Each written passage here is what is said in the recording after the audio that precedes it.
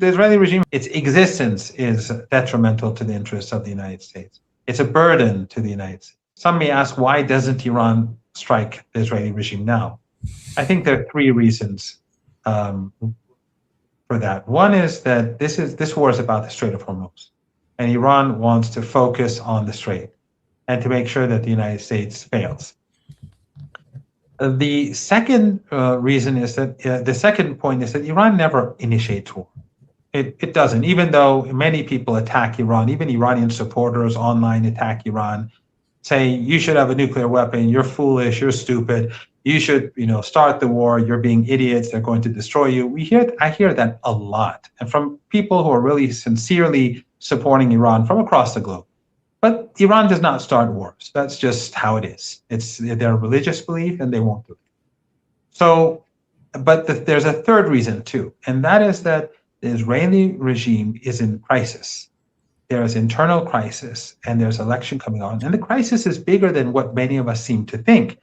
I read some of the material in Conflicts Forum that they produce by Alistair Crook's wife, Aisling, about what she translates and puts out material on Hebrew from the Hebrew press in the Israeli regime, and the divisions are very deep and dangerous. So right now, the Iranians are just watching and waiting and looking at the situation inside the regime, and it would prefer not to do something that would unite the different political forces behind Netanyahu right now. They'd like to see these clashes continue, but if Netanyahu and his coalition fire a missile at Iran, then there will be war, and Iran will hit back very hard. So, but in any case, Iran is preparing the grounds for war because they are destroying all those radar installations and all those assets that are there to protect the Israeli regime, as well as the United States forces. Now, there has, speaking of these Israel, there has been some reporting here of late where some of the statements made by some of the senior Israeli leaders, Benjamin Netanyahu being one of them, that imply that if Iran does go back and start striking Iran, that they would hit them in ways harder before, giving the implication it could be a nuclear weapon. Is there any concern on the Iranian side that they may one day be the recipient of an Israeli nuclear weapon? Well, first of all, he said this before on many occasions. But first of all, the very fact that he says this sort of thing, I think just exposes the Israeli regime further in the eyes of humanity for what it really is. But also, I don't think that the Israeli regime would survive such an attack. First of all, the world won't accept it, and the regime is already despised, and it is hated across the world. And so that's one issue. The second is that Iran is a very big country, and Iran has no plans to produce nuclear weapons. In the 1980s, when the United States supported Saddam Hussein and the West gave him chemical weapons to use against Iranians, and as I may have said on your show, I survived 2 chemical attacks myself. I survived a nerve agent in the Khaybar operation, and I survived mustard gas in 1988. So I know these things a bit, firsthand. Iranian leaders and politicians went to the leader, Ayatollah Khomeini, back then and said, we need chemical weapons. And the West was preventing Iran from even purchasing gas masks. So Ayatollah Khomeini said, no, this is an inhumane weapon, and you're not allowed to make it. And you have to fight the war without it. This idea continued under Ayatollah Khamenei. He gave a fatwa, as we all know, and there's no evidence that Iran has ever, the IAEA has never produced any evidence that Iran was ever producing a nuclear weapon, and the United States admits that at least since 2003, Iran has not been attempting to build a nuclear weapon. Before 2003 it wasn't either, but that's another. And there's a good book on this, by the way. There are 2 good books. One is called Manufactured Crisis by Gareth Porter, and another is A Dangerous Delusion. Good friend of mine. Yeah, an excellent guy. And another is A Dangerous Delusion by Peter Oborne, who's British. Alongside the 2 books that I once mentioned on your show, Going to Tehran by the Leverets and resistance by our mutual friend Alistair Crook.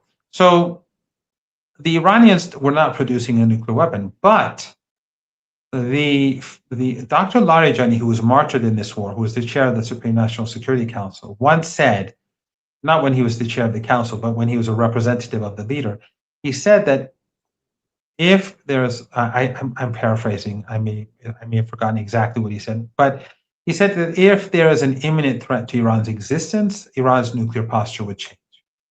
And Dr. Kharazi, who was a foreign minister under President Khatami, he too said the same thing. He was also murdered in the war by the Americans and the Israelis. So I would assume that if there is an imminent threat, a credible nuclear threat against Iran would be considered an imminent threat. And as I said, Iran has many capabilities. It's highly advanced. We're seeing that in this war. It chooses not to have a nuclear weapon. But if there's going to be a threat to its existence, then I think things could change. I don't know if I was disconnected or not because I lost your image. No, you're very good. No, we would just sometimes want to focus on you. What is the effect so far? Yesterday on Fox News yesterday, Scott Bessent said that the sanctions are having a crippling effect on the Iranian economy, that inflation is up 180%, store shelves are empty, people are losing their jobs, and it is starting to really bite across the ground. What is the truth on the ground there? Well, that's what they've been saying ever since I was a teenager, that Iran is always falling apart, it's collapsing. The regime, they love to say regime, the regime is on the verge of collapse. It's highly unpopular.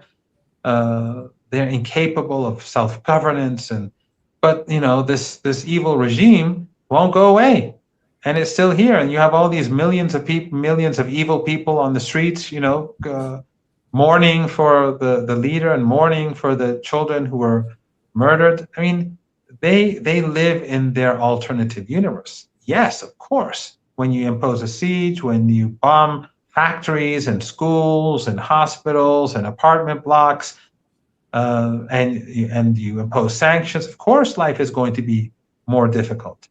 But the Iranians are going to be resilient and resistant. This is a country with thousands of years of civilization, and its Shia religious identity, as Alistair Crook explains in his book Resistance quite well, it makes it particularly strong when opposing oppression, uniquely strong. That's what we see in Lebanon, that's what we see in Iran, that's what we see in Yemen, and across the board with the resistance. So, the United States is not going to win this war, come what may. But it was after the United States imposed maximum pressure sanctions, after it murdered the leader, after they imposed, after last year's war, 12-day war, after all this, we saw the funerals in Tehran, in the holy cities of Mashhad and Qom, and in the holy cities of Najaf and Karbala in Iraq. The United States is failing. Now these people can pretend all they want that they're winning, just like the Secretary of War has destroyed all of our missiles. But at the end of the day, reality keeps hitting them in the head, and they don't seem to recognize that what's hitting them in the head is reality. Right. Yeah. And that's going to continue on. One last thing I want to ask you about what you just mentioned, Iraq there. Was on Fox News last night on the Jesse Waters show. He had this comment that, the oil situation is really starting to kick in now. The United States is, he claims they're going to open up the Strait of Hormuz. We'll leave that aside for the moment. But he said, listen, we just signed a bunch of deals with Iraq to get to 2 separate oil packages to have a new pipeline that's going to bypass the Strait of Hormuz, and another one that's going to allow some new drilling, I think, by Chevron, if I'm not mistaken, whichever it was, a couple of different oil companies. But I also remember when President Trump hosted the Iraqi prime minister, is that part of the deal was the removal of the United States Armed Forces. And I understand that either it already has happened or it's about to happen, where that same prime minister is going to Tehran to maybe have some more deals. What can you tell us about the reality of the current relationship with Iran and oil? The reality is that if they want to develop pipelines, it will take years. But even if they do develop pipelines, if Iran doesn't want that oil exported, they can bomb the source of that oil.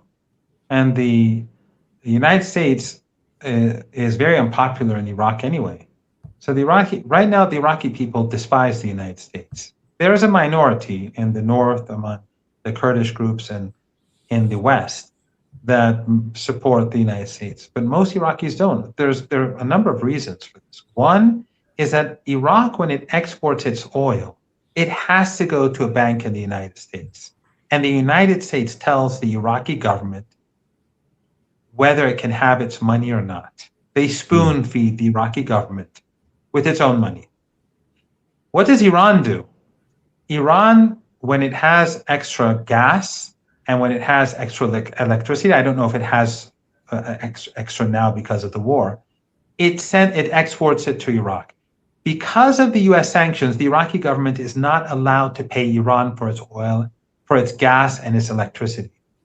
But Ayatollah Khamenei, the martyr Ayatollah Khamenei, has always told different governments, leave it alone. Let them have the gas and oil, the gas and electricity, because the people of Iraq need it. They have a shortage of electricity and gas. So Iran, which is under maximum pressure sanctions by the United States, gives effectively free electricity and gas to Iraq to help the Iraqi people. And the Americans strangle the Iraqis and say, you do as we say, otherwise you do not get your oil well. Who is going to be popular? And who is going to last in the long run? And who is Iraq's neighbor? So they can sign all the agreements that they want for 10 years down the road. But, by then, I think we're going to be living in a very different world. Yeah, well, I worry about that day, what it's going to look like for the entire region as well as the global economy. Last question I want to ask you is something that I have seen. It's a little bit more on the margins, but I just wonder if you have any thoughts on the matter. There has been some arguments here of late, and it's been both in some media in the West as well as some out of Russia and out of the Middle East. And that is, if the war goes south, and especially if it goes back into a full-scale war where it's both sides against the other, and Iran really unleashes its missile forces and starts to degrade, like this desalination plants, like the energy infrastructure, because if we hit theirs, and of course they'll do as you suggested here, that there is the possibility that Iran could then mobilize ground forces to actually move into some areas like Kuwait and others and actually seize control of some of those oil fields. Is that just crazy talk, or is there any genuine consideration of that? Actually, I think what is more imminent is the possibility that Yemen could enter Saudi Arabia, first of all, destroy their oil facilities, and then enter Saudi Arabia. They have a huge army. And the Saudis are very vulnerable, and now their export wealth is they can't use the Strait of Hormuz and they can't use the Bab el-Mandeb, and it's not just about oil; it's all goods. So the Saudis are in big trouble. Then you have the resistance in Iraq. The resistance in Iraq is larger than Hezbollah with all of its reserve forces. So you have in Iraq maybe 150,000, 200,000 people who are affiliated to the resistance, and they are. And when you say resistance, you mean Iranian resistance? Yeah, supportive of the Iranians, those who during the 40 days of fighting were firing at U.S. bases, but the resistance hadn't gone up very high on the escalation ladder. So there was always restraint, as there is now. But if there is all-out war, that's the scenario you're discussing. If there is all-out war, then the Iraqi resistance itself can take Kuwait easily. And if the Iraqis take Kuwait and want it for themselves, I'm pretty sure that the Iranians will be very fine. They'll be quite fine with that. And could this Iraqi resistance operate without the willingness or even participation of the Iraqi or the actual ISF, the Iraqi security forces? Iraq is very complicated. Their relationship is quite good. And as I said, Iraqis, we saw the funeral of Ayatollah Khamenei in Najaf and Karbala. Iraqis, their relationship with Iran is very good. Their anger towards the United States is clear as day. So they're not going to be fighting against each other. This is something that the Americans don't, the American government doesn't understand. Iraq, which is a major country, opposes the United States. Yemen opposes the United States. Who are the U.S. allies? Kuwait, Qatar, the Emirates. I mean, these are not, they produce oil and gas, but they're not powers. They may have a lot of money in the bank, but they don't have a real military. And we saw Saudi Arabia fight against Yemen, Saudi Arabia and the Emirates together fight against Yemen with all the tens of thousands of mercenary forces that they paid for to fight against Yemen, and ultimately they failed. And the United States is not popular right now. If people went online, when you look at the comment sections in Arabic media, people across the region in the Arab world are supporting Iran, not the United States. So this is not a war that I don't see any scenario where the United States wins. And it could go south, as you said. It could end. It will still be bad. All the scenarios go south, right. But in some terribly, bad south, some less so. In no scenario can I envisage a situation where the United States does not lose. Yeah, and I'll just tell you this: if the scenario that you posited there with the Iraqi security forces and what the Yemenis, the Houthis, armed forces, Ansar Allah may do to Saudi Arabia down there, this wouldn't be like 1991 when Saddam Hussein took over Kuwait. The U.S. armed forces that exist back then doesn't exist right now. And we could not go in and just expel them because we don't have the ground forces for it, now we don't even have the resources and the bases, and we would never be able to land like my forces did. I came in with the U.S. 2nd Cavalry and landed at Jabal in Saudi Arabia and had the ease of getting everything off the boards and everything, and then moving in to take off the Republican Guards. That would never happen now. So if that scenario happens, if we get foolish and start to this war and it turns into a ground fight, no one's going to be able to save Kuwait this time. So let's just hope that we don't get to that catastrophic. Or Saudi Arabia. If Yemen moves in, if Iraq moves, Saudi won't last. I think these, and if the United States starts targeting Iran's critical infrastructure, I think all these regimes will collapse anyway. God help us if we get into that, because that would almost certainly thrust us into a Great Depression. Almost, how could it not, because of the disruption of energy supplies. Let's hope we don't get into that somehow sanity prevails and we can at least end this on a bad situation and not a catastrophic one. But we thank you so much for coming on today and providing this clarity. It's what a lot of people don't want to hear, but it's the reality, and that's what we need a lot of right now. So thank you very much for that. Thank you. I don't take any pleasure in saying this sort of thing, but I think I have to say it because people have to know what Fox News and what MSNBC and CNN and at the BBC and so on are not saying.